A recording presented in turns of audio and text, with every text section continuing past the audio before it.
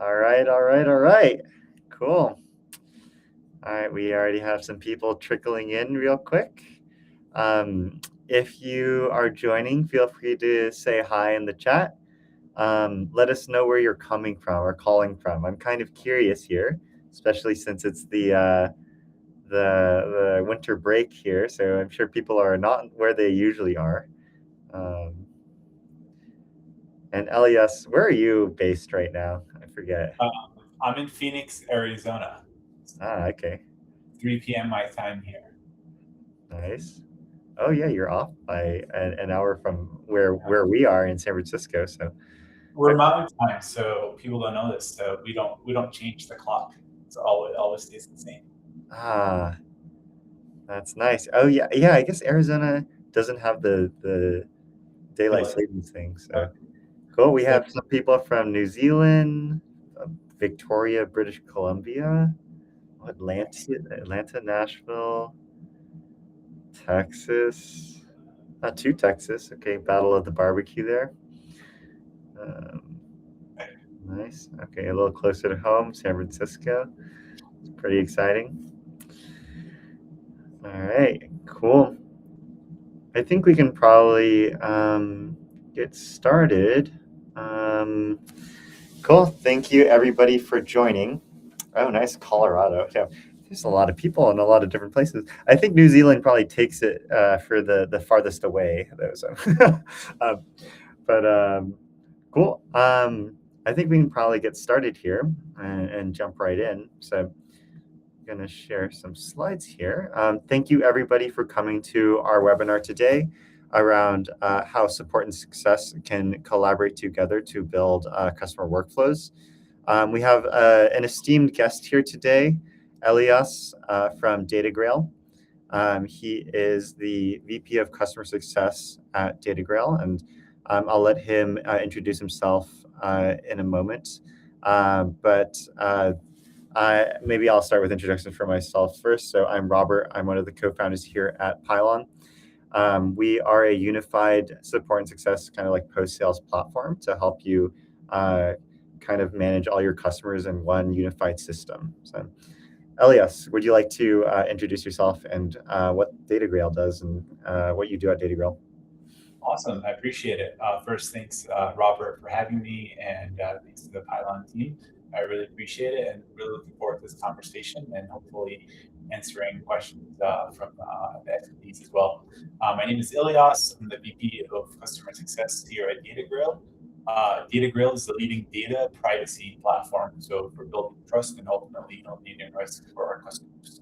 So we help companies reduce risk by automating their privacy compliance programs like data mapping, consent, data subject request across all their systems and all their vendors. I've been in DataGrail for a little bit over now 7 months, and my background is in the crypto blockchain space for the last 8 or so years. So yeah, happy to be here and really looking forward to this conversation. Cool, sweet. Yeah, would love to just dive into some of your flows here. And I have a bunch of questions. And of course, if you're watching the webinar, definitely leave those questions in that Q&A section and we'll get to them. But yeah, hopping right over here. So I already explained a little bit what Pylon was. Elias, tell me about your journey in building the success flow. Like where are you guys today? What was the journey to get there? What was it before? Why don't we start chronologically and start what did success look like when you first joined? Yeah, no, that's a great question, and you know, I guess just to start, uh, I've been here for 7 months. So when I joined, I joined to help kind of help transform some of the things that we're doing on the customer success side.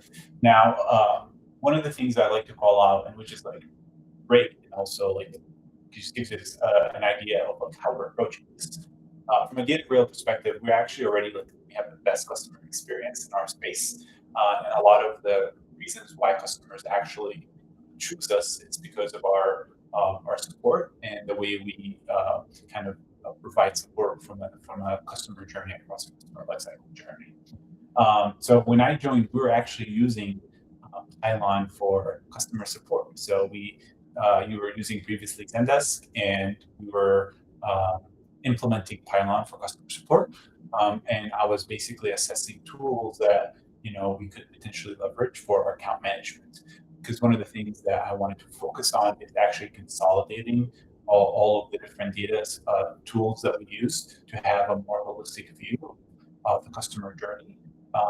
And I came across Pylon, and I started digging into the account intelligence tool, and ultimately that's how we ended up here. So, which is great, and yeah, so that's how we got here. Yeah. And I wanted to actually drill into that initial point that you mentioned where the support metrics and kind of like the support experience was a selling point post sales in terms of like, or and pre sales, I guess. I guess like, how did you recognize that? What does that end up looking like in terms of letting support kind of help out the success side? Um, that's a great question. So, and I know like you have some good questions about this in regards to like support and CS and everything, how they come together. I think of them as one. Like, you know, I think in many ways, a lot of times companies have disjointed systems for support versus CS. And what ends up happening is the CS function, working extra hard to go to use other tools to find out, if the customer reached out on that support thread, if they've been asking questions, what is the sentiment, what's happening there, and then, pull that information to help them actually support the customer in a meaningful way. So, historically, what I've seen, and even our experiences, support ends up using a different tool than what the CS team is doing, and that's what was happening here, right? So our team had to work extra hard to provide the customer experience that we do, which is already great, but that means it required them to work even more to do so. So to me, that was an important thing to have a more holistic solution that combines that, and I'm happy to dig into the why and how that actually helps. But it is like a critical thing that from my perspective, from a post-sale view, having those systems integrated is really helpful, because what you end up finding, like I said, it's either you're doing the extra work as a CS team to go look for that information, or you're finding some form of not a native way to integrate the other system with the system that you're already using, right? So having an integrated solution that's already native, it's already there for you, just makes our workflows a lot easier and helps us focus on the right things. Yeah. And let's drill into maybe a very specific example where it's very useful to try and take a lot of that data on the support side and roll it into success. So let's think about like customer health scores, maybe as like a good sample there. How are you building your customer health scores today? Now that you are in a unified platform, and how does the data from like give us an example of like data rolling up from the support side to help the success side kind of calculate that health score? I love it. Such a good question, and I'm sure for any CS leader on this call, this will resonate. It's such a complex question to answer, like the health score question, because it really varies depending on the business, the product that you're selling, the complexity of your product, the type of support you offer your customers, and how that goes. So we recently rolled out our health score within Pylon, so a few months now that we've been testing it out, and we basically are incorporating a bunch of different variables. One of which is the support variable. Okay, and we're using the formula function to help us generate this. But what we're looking at is bugs, because to me that's a really important signal that I care about based on how our customers using our tool and the experience that they're getting. So basically, we can tag different support tickets based on how the ticket is, from a bug, feature request, technical question, whatever it is. And for the health score, we built a formula that only looks at tickets where it's labeled as a bug. And we incorporate that into the health score, and we give it its own weight. And it's extremely beneficial from a CS perspective, because I do want to know if a customer is experiencing a bunch of bugs, because that gives us something to take an action on, be proactive about. If I don't have access to that information, then I ultimately will be reactive, right? It will ultimately be an experience where I jump on a call, and then the customer tells me that, hey, I've had all these bugs. I submitted this to support, and I would not have had an idea about it. Versus with us rolling out the health score, we actually we had a really good example of a very healthy customer, super adopted, is leveraging the tool all the right ways. So we kind of brushed them off, like, hey, this is not a customer that we want to worry about. But then when we were looking at the health scores, their health score was down because of how many bugs. So then we went to the support ticket, and we saw that they had a bunch of bugs within that 1 week period that ultimately impacted their health score. So that gave us something actionable to take on, because now we were able to be proactive about, going to the customer, understanding what's going on, seeing if there's anything that we can do, talking to product, right, strategizing if there's further action we should take based on the size of the account and the strategic importance. So definitely it's a signal that is really important for us, and that's how we're currently using it. There's definitely other ways that potentially use it for that. I think about, like, the volume of requests that are coming through that could just show that the customer is not well enabled on the product, and therefore they're sending us a lot of tickets, and therefore my team should be spending more time with the customer. But right now we're focused on bugs. Yep. Yeah, I think that's really cool that you were able to find those signals and all of that raw data and then roll it up into that health score to the end that like it actually saved a customer or like prevented them from becoming more unhappy, I guess, um, Yeah. and Yeah, reversed the decision. ultimately, you're trying to eliminate as much as possible, and you're trying to focus on the right signals, right? Um, so, that's like the goal. Yep. And it's the one thing that I would say for anybody that's building a health score, it's a constant iteration, right? Yep. There's not like a set formula that you just implement and you're happy. It's creating a formula, testing and seeing results, continue to iterate based on what you expect, what you want customers to behave in a certain way, and then ultimately kind of like this is applied to your business. Yeah. Yeah, I totally agree. I think it's always lost on a lot of earlier stage companies that this is an iterative thing that you have to constantly kind of put work into and like chip away at instead of like a one and done kind of like buy a tool, throw it in there, hands off. Like, no, it is an active kind of thing that you have to keep working at. And it eventually ends up scaling very far if you do put that effort in day after day. Um, this is maybe an interesting segue into maybe the next question. So, um, I know that you're putting in the work day over day on the success side. So is the support person on their side. Um, how do you get both teams to buy in to buying that unified post sale stack? I know that this is probably always a hard question, and that like sometimes you're on the support side and it's like success is like, nah, I don't want that. Vice versa also happens sometimes. So, curious to hear your thoughts on this kind of path for DataGrail. That's such a good question. And in this instance, I guess for me, it was the other way around, right? Yep. Support was bought in, and then I had to get bought in. Um, and I think that's the difference. But to answer your question, I think it's a couple of things. One, it's the product, right? You want first to make sure that it's a product that actually works and it helps solve for the problems that you're dealing with and helping you scale in that way. So I think that's one. Two, I think it just depends on each organization and how they operate together.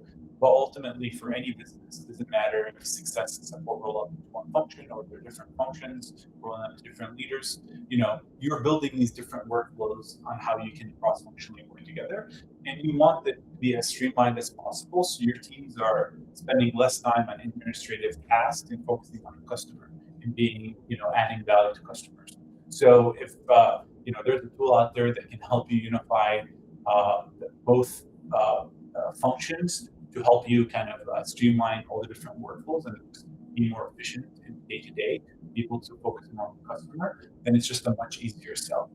Um, so I think that's how I think about it. Then it just depends on the stage of the company, what they're looking for, what they're trying to do. So, our support team was already sold on Python, they were implementing it, and they were seeing value there. So for me, from how I was viewing it is when I was assessing it, I was able to go from 0 to 1 very quickly with Python versus leveraging other tools.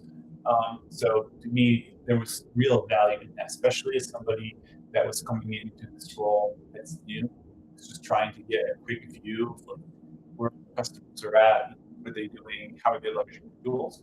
That, quick time to value, I think was worth it for me to be able to spend time in the tool. But also like the product, the feature capabilities, that's also important. But the day, like the unification and also the time to value, it was key for me and ultimately impacted the decision I made.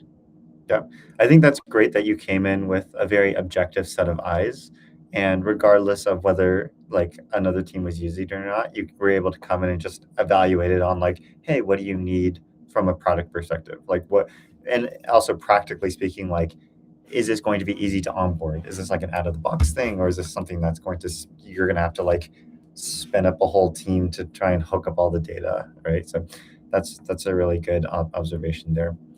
Um, Cool. Do you think that there is any kind of ongoing collaboration that you have to do with the support side to kind of like keep that unified vision in place? Or like how is that ongoing collaboration going with the support side?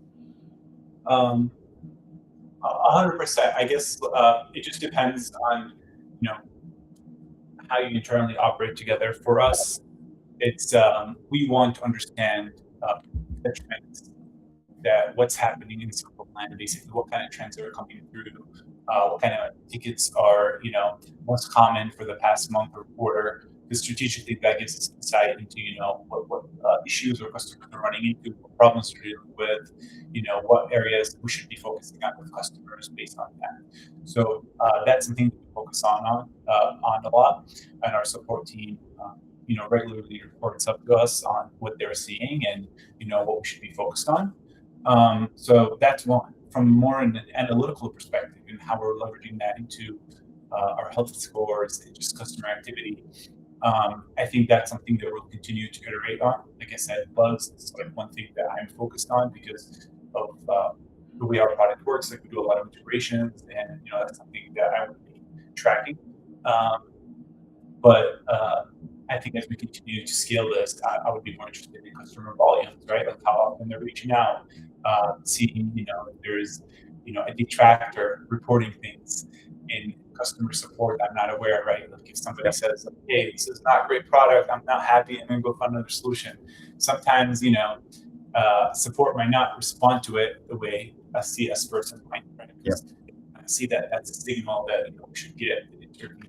So these are the types of data points that in the future I would be like thinking about how we can incorporate that customer health.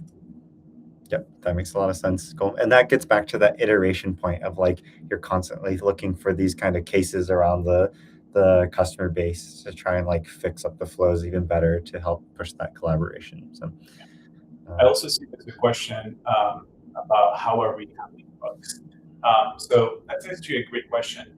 So within the support land, we're actually leveraging AI to help us tag the support tickets into a feature request, into a technical question where we had to answer a rate response technical documentation to an actual bug. And a bug, how we define it, is basically it's an existing feature where it's not working as it should, and we have to like submit a ticket for our engineering team to go in and fix it. So it's basically the product is not working as it should, therefore it's something that we have to go fix and prioritize and then hopefully expect the customer versus an additional feature or feature that we have to go. and Elias, could you also speak up a little bit? I think the mic is not picking up your voice. Sorry. Oh, bad. All right, I'll be louder.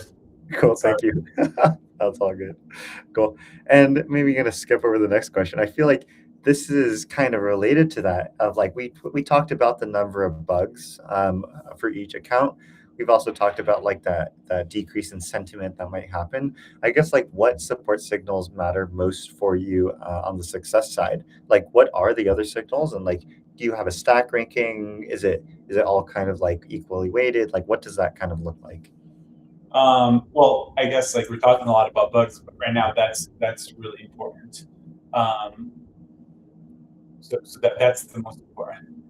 It's less about signal, but more about the type of questions. Like if customers are asking questions that they should have been already enabled on, that is a good signal that a customer has not been enabled well on the product, and therefore that could cause a really bad experience in regards to how they're onboarding and how they're leveraging the tool, which could ultimately create a detractor. So that's something that we have easy access to from the account view. So I always encourage the team to be to go in and review what type of questions have come through from that customer. Um, and then the last one, which I already talked about, which is like the volume, right? If customers are sending just large volume tickets to support, again, that's a signal for us to intervene. And I guess like maybe something that I can provide to the group here that we do differently, and something I've done in my last role, and we're starting to do here, which is in our for our customer facing, we actually have SMEs supporting our customer, which is different than your typical customer relationship managers, because our focus here is on being a trusted advisor to the customers, helping them drive value and get generate outcomes. So right now, we work in the data privacy space. So we have data privacy specialists, people that work in-house supporting customers, operating in this customer-facing role. So from our side, it's really important to understand what kind of questions are coming through support, because we want to go help customers, realize that value, ensure that they are trained and enabled. And so that's something that we just always, are taking into consideration. Yep, yep. And if I recall, you also collect some amount of customer feedback directly through like surveys. I think either NPS or CSAT. Could you talk more to that point and how that feeds into these different signals? Yeah. So NPS is Net Promoter Score. I'm sure everybody on the call here is aware of it. And again, that is a metric as a CS leader that I'm accountable for and I'm responsible for. Like I care about it. If customers a detractor, we want to get on the call, understand why, and help them out, and make sure that all customers are promoters and they're happy about the product, um, and they want to use our tools. And that's another thing that we have consolidated with Pylon, because again, it's a metric that we track already. We want to know the responses, and we are already looking at it. So if I can have it in a unified way where it's easily accessible, then I'm going to do that. Like I don't want to be jumping into multiple tools to be able to see all these different data points that could give me different signals about the customer health. Having them all in one view ultimately just makes things easier operationally. But two, it helps me kind of continue building on this holistic health score and ultimately have a better understanding of the customer health across the life cycle journey. Yep, cool. That makes a lot of sense. Great. Moving on to kind of this next question. I know that we hit on one of those examples where you kind of thought that it was a deprioritized account, but then realized, hey, the health dropped. Do you have any other examples of kind of like how real-time support and visibility into that support actually like helped change a decision? Um, you know, also happy to maybe dive into that very specific example that you gave, and kind of curious like what ended up happening as an outcome to that. Yeah. Um, so yeah, I can share a little bit more, and I can give another example. So for that one, again, it's we're focused on the customer experience, right? We want to make sure customers feel heard, they feel supported, and ultimately they're not on their own island. So what does that like ultimately led? It led to us reaching out proactively to customers saying, "Hey, we noticed that you submitted a bunch of these bugs. Sorry for that. Anything that we can do more to best support you here, right?" There's ultimately always more that we can do as an organization, right? So we got on the call to understand, what have they been dealing with? What is their priority list? What's most important that needs to get solved now versus later, right? And that proactiveness, avoided potential scenario where us getting on, a regular sync on the calendar with the customer, where they might have already built up a lot of frustration and ultimately could cause, an impact to that relationship.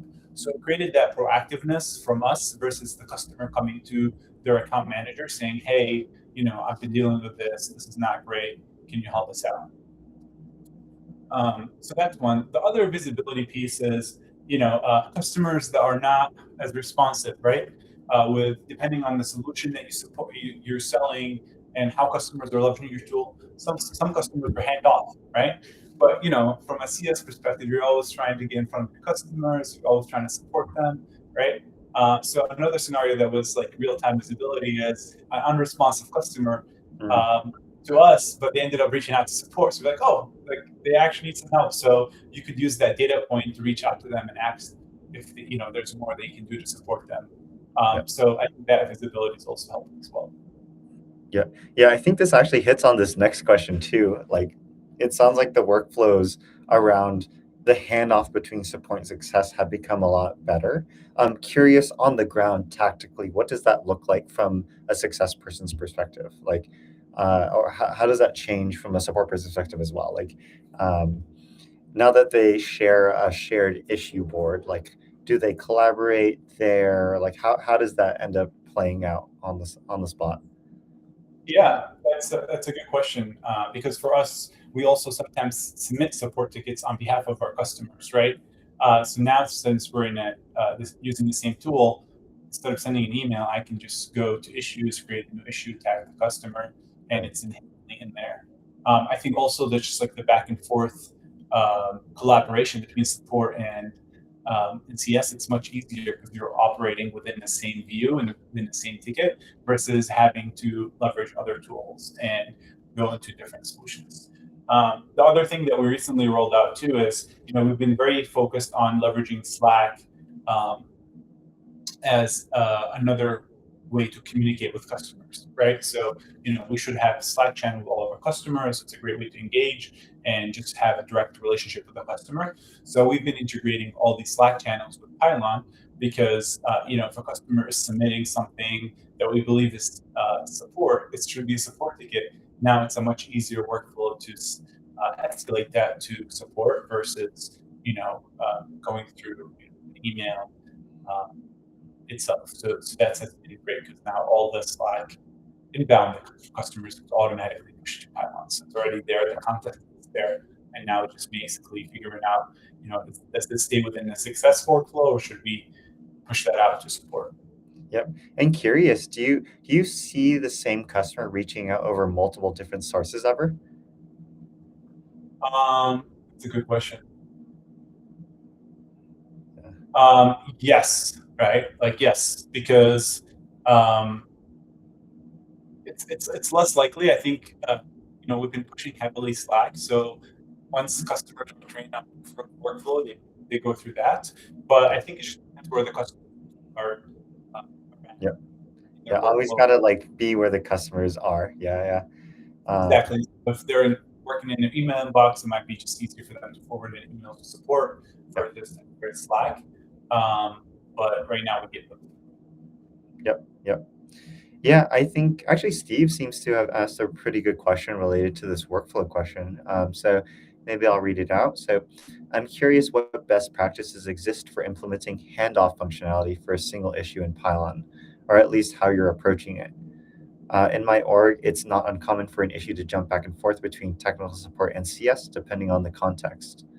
Is there out of the box functionality in Pylon that makes this more streamlined? Yeah. Yeah. The way we're talking about it other day and we do it is we we change the ownership of that issue uh, to the other team. So if I own the issue, it comes through, I review it, and now it should be support, I will just change the ownership and now it goes to the support queue. And I believe you can do the same thing um, with the person that owns it, but also the team. But usually, the person that's actually handling it, it's not cross-functional. So for us, it works better if we just assign it to that support person and it goes into their queue. They'll handle it. They can write notes, journal notes. They can reassign it. Yep. Yep. And yeah, I think as far as being a Pylon expert, you are a Pylon expert. That was the correct answer. So you get a plus there. um, and Steve, I think it also depends on like your setup. Like sometimes if maybe the support team is the one who kind of owns it almost entirely, and you only need like a small comment from success. Sometimes you can get away with just messaging in the internal thread, hey, at like account owner, what do you think of this before I send it? So it could range on spectrum from that simple version to what LAS has, where you hand off between the teams and reassign it. So cool. It also just depends on how large is your team, right? And what it works Yeah. best for you as internally, depending on how large your team is and how you want that workflow to look like. So it just makes more sense for us to do it that way. And again, probably keep iterating, figure out something that continues to work best for us. Yep. Cool. Yeah. Also, would love to ask another question around. I think we've been talking a lot about how that support data can flow up and help the success team. I'm curious your thoughts on the flip side of that, like how success has been helping the support team now that it's in a unified system. Yeah, that's a good question. It's in a couple of ways. There's by additional context that we can try and provide support, right? In the sense of we have more visibility into what customers are sending through. We probably have a lot more context on that account that we can provide support so that we can triage the questions in a much faster way versus having to do the back and forth, trying to figure out what's going on with this customer, what do they need. So that's one. Two, just having insights into the account. Since we're both using the same tool, a support person now has access. Is this the strategic account? Is it not? How much money they're paying us? What is their overall health? Right?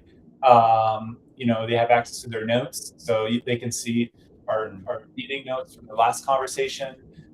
They can see their adoption. Their adoption score and what they're currently integrating, what they're working on, sentiment. So all this data that's helpful for somebody supporting a customer and meeting them where they're at, it's now a click away for them. So I think if I was a support person, that's usually probably questions I would want to ask the account manager, right? And now I just have access to it. So obviously that just helps drive further efficiency in the day-to-day process and ultimately enabling everybody to be way more focused on just giving customers the best experience and helping drive impact. Yep, yep, that's really cool. It makes a lot of sense. And then maybe last question here. This is more just general advice for the audience here. Like, what advice do you have for people who are trying to unify the post sales team, either people things, process things, tooling things, like across the board? What should they be focused on? Yeah, that's a really good question. I am, yeah, this is going to be a biased answer in a way, but I think a lot of customer or a lot of organizations want to be customer obsessed, customer focused, and part of that is how you operate, your operating rhythm, the way you hire, your day-to-day support to customers. And to me, that's like a really important thing that I take very seriously. That I want all my customers to be successful and to be, to have the best type of support they can get from us as an organization. So if that's something that I care about, I try to eliminate and I want to eliminate a lot of the inefficiencies when it comes to supporting customers, right? And obviously, like tools like Pylon enable that by streamlining a lot of these different workflows. And for me, unifying the post sales team is just it's like a you have to because there's a bunch of signals that you would be missing by having a disjointed product or a disjointed tech stack. And just having everything unified gives you all the different signals across the customer lifecycle. That gives you the most up-to-date view of like where the customer is at and where they need to go. So to me, ultimately, it just impacts like the type of support I give my customers, which is, if we're giving our customers today amazing support, it just like X's that by 10 by not having to worry about them, just focusing on continuing to provide that level of support. Yep. I really like how in a lot of your answers you always like tied it back to the overall goal that you have as a team, and you never really lose sight of that when doing any of these evaluations or collaboration or the workflows that you set up. So that's really cool. Yep. Great. Yeah, so gonna open it up to some questions here.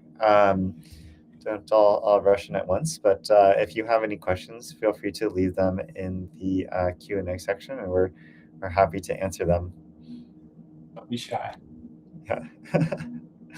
Otherwise, I'll continue to pepper you with some questions here, Elias. Very curious how you guys are using the account notebook, specifically you as the leader, and then like how the individual CSMs are using the notebook pages. And Yeah. for context for everybody, the notebook pages in Pylon are these how do I describe it? Like a dashboard almost that you can fill with your own AI prompts that roll up all of the data onto there from all of the support conversations and the calls that are going on across the product. That's such a good question. I think with notebooks, I think like, and this is the biased answer. I think that's like the beauty of like leveraging Pylon, because that's like where AI does its magic, right? Once you have all the data sources connected, you can leverage the right prompts to ask the right question and ultimately pull the data insights and signals that you need. So some of these notebooks are more valuable for somebody in my role that's managing the CS program and cares about churn risk and if there's churn within accounts. But then there's other data points that are, other notebooks that are extremely helpful for somebody that's managing the accounts, right? Like stakeholders, sentiment, the last meeting notes, potential pain points that they've had, potential risk factors that they've had, the status on their deployment, where they're at. Like, these are really signals that I think, for somebody managing the customer, especially if you have a large book of business, it's incredibly helpful and insightful if it's used right and if you have the data sources connected. Yep. At the same time, depending on how big you are as an organization, as you continue to scale, now all of these are, all your account information is unified. So imagine like the transition of like, I own this account and now I need to transition it to Robert. The efficient that transition is going to be so much easier because Robert can just go read all these different notebooks and have all the context that he needs about this account to go successfully managing it forward without having to do a bunch of account transition notes and spending time sharing information that's historical where now it's being pulled. So that's just a couple of ways in which we do leverage it. Yeah, I guess that the onboarding use case actually is so powerful. Like you can hand off accounts immediately without having to go and dig through all of that raw support data and listen to the calls again and everything like that. I'm curious, just estimating, like how much time do you think it would take to manually put together one of those notebooks if you didn't have AI there and you had to just raw go look through all the support tickets and the calls, and then multiply that over all the accounts that you must be like watching at any given time? How much time do you think that's kind of saved? That's a good question. I don't know if I can quantify it, but I would say it's significant, right? I think that's one. The other way I'll probably answer that is like how much time you're spending on, administrative. Yeah, it's almost the opportunity cost, because if you're Yeah, spending time doing the notes, you can't think about the churn and the upsells and correct. Like yeah. you want to be there for your customer, and if you just like, if you have an account manager that's spending, half of their day just updating or trying to pull information or go hunting for information, then I just think that that there's a real opportunity cost, and their time is not spent where you want them to be spent, right? And I also think about it from how like the focus is and like what my team is doing. Like we want to be focused on like supporting customers in the best way we can, on calls, helping them triage, helping them guide through like the problems they're dealing with. And if I'm spending the majority of my time or my team's time on just administrative tasks, then you're not building a scalable solution.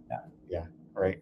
Yeah, you want to let the your employees kind of do what they do best instead of like the Correct. admin Correct. work. Like Yeah. so. Yeah, we have a couple questions here. So the first from John.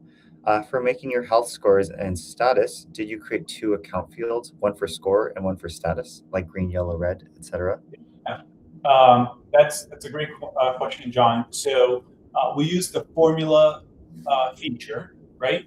And part of that formula, I guess, like we created a bunch of different data points. So we're looking at bugs, we're looking at product adoption, we're looking at engagement, so how often we engage with the customer, and we're also looking at sentiments. So all these are 4 different data points, and we're using the formula feature for it. And then we took the 4 data points there, so all these different formulas, and we created the holistic health score that's looking across all these different uh, formulas. And then we built the holistic health score. It's numeral, so like basically, if it's 9 to 10, it means it's healthy. 6 to 8 means it's okay. 4 and less, it's basically in the red zone.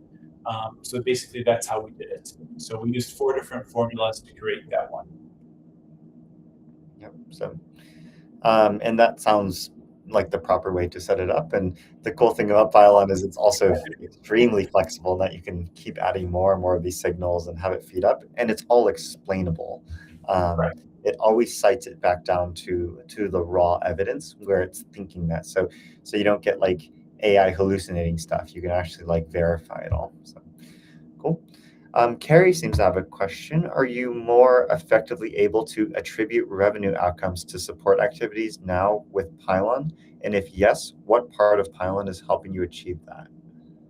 Yeah, um, that's uh, that's a great question.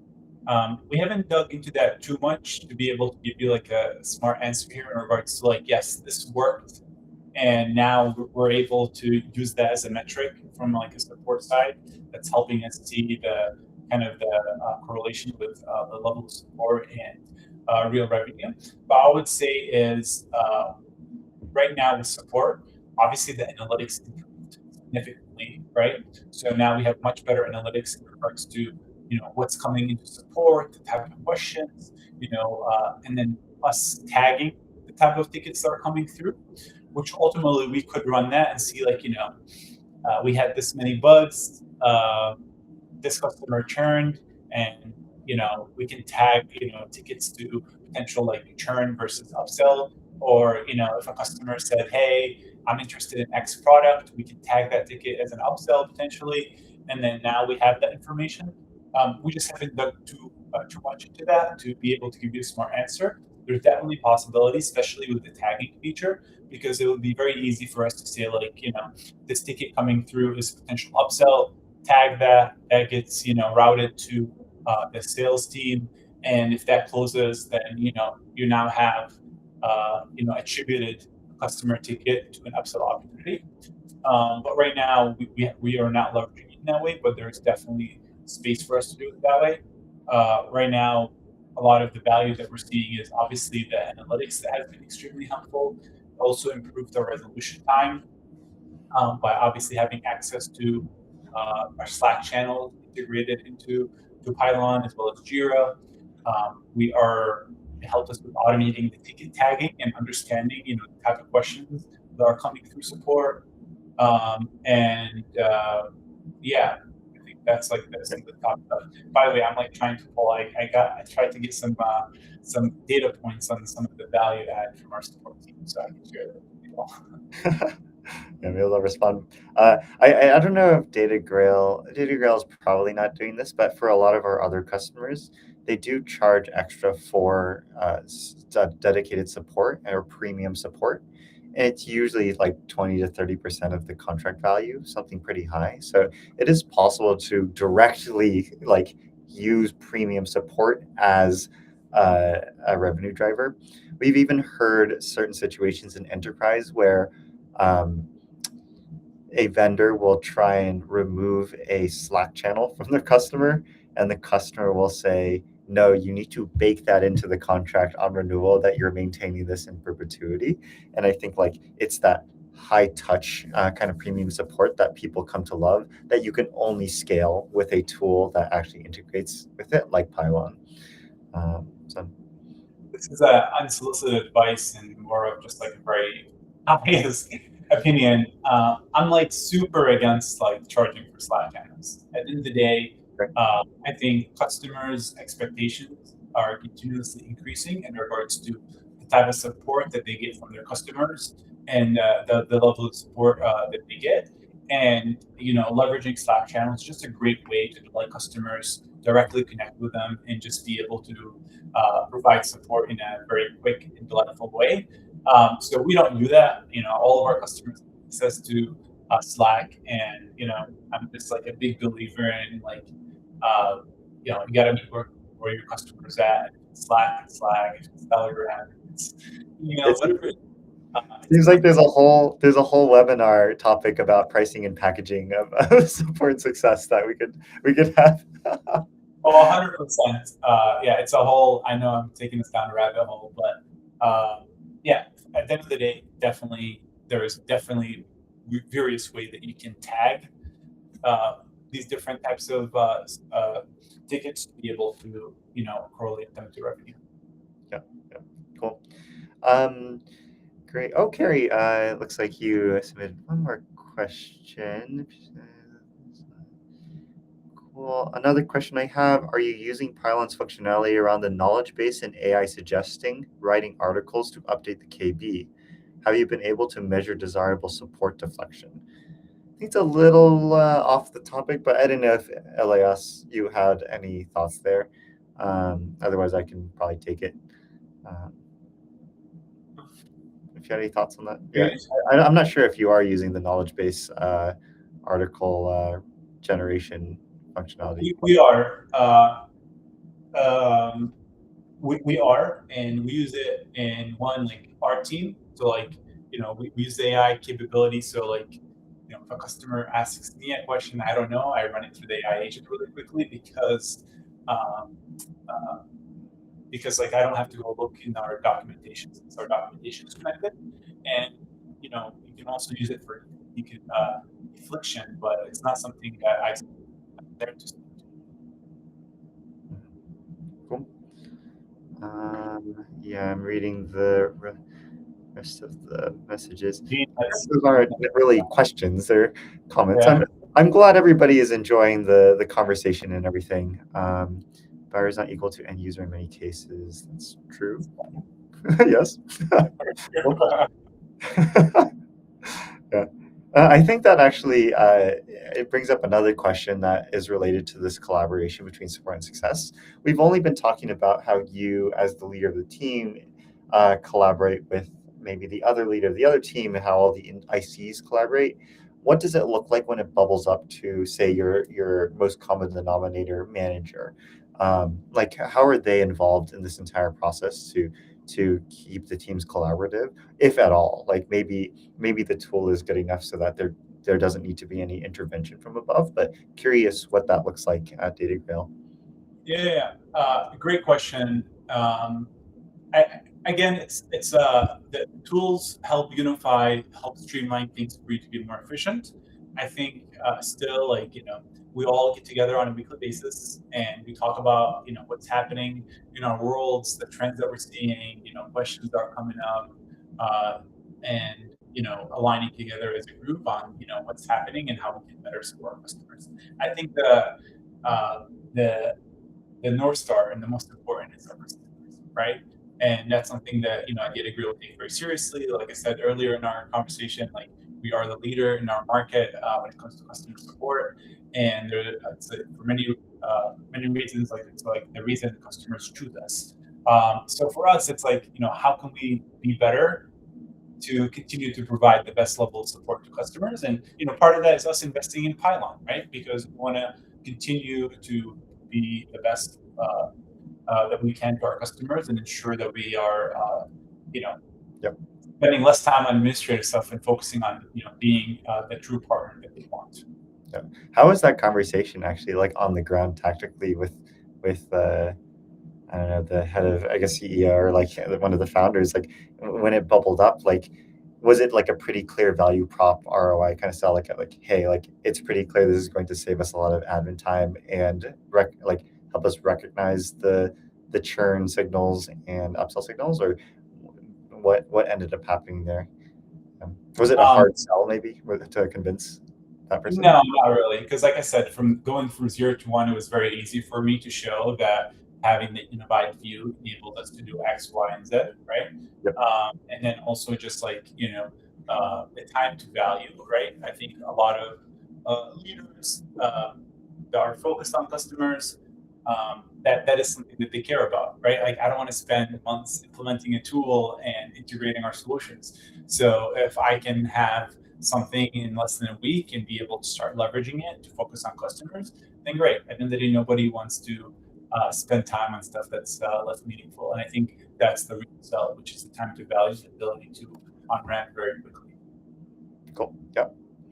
Yeah, and then final question looks like Rohit. Yes, or can you share the product features that Elias answered? Yes, happy to send out a follow-up there after the fact. But if there aren't any other questions, thank you everybody for coming to our webinar. I want to also thank Elias for being so kind to join us for this webinar, and also thank the Pylon team, Cassie, for putting this together for us. Thank you, everybody. And if you have any other questions, feel free to reach out, and we're always here. And, I'm sure Elias is very available to answer any other questions if you want to chat. So thank you, everybody. Thanks all. Appreciate it.